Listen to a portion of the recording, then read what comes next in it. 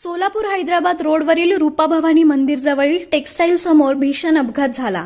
डीमार्ट रोडने शेळगीकडे जाणाऱ्या दुचाकीला हैदराबाद रोडहून पुण्याकडे जाणाऱ्या जीपने जोरात धडक दिली। यात दुचाकीवरील दोन्ही महिला रस्त्यावर पडल्या।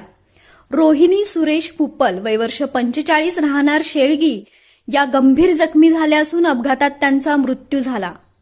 तर उषा नारायण वाघे वय वर्ष 38 राहणार लोहरा धाराशिव या जखमी झाल्याची माहिती जोडभावी पोलीस स्टेशन यांनी दिली।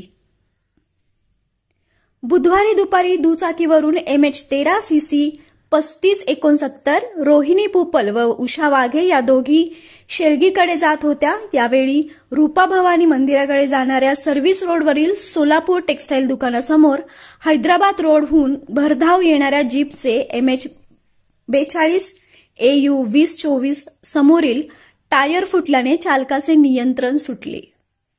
त्यात जीप महामार्गाच्या दुभाजकावर चढला व सर्व्हिस रोडवरून जाणाऱ्या दुचाकीला धडकली। या दोन्ही जखमी महिलांना सोलापुरातील श्री छत्रपती शिवाजी महाराज सर्वोपचार शासकीय रुग्णालयात दाखल करण्यात आले। पण जीपच्या धडकेत दुचाकीवरून जोरात रस्त्यावर पडलेल्या रोहिणी पुप्पल या गंभीर जखमी झाल्या होत्या। उपचारांपूर्वीच त्यांचा मृत्यू झाला।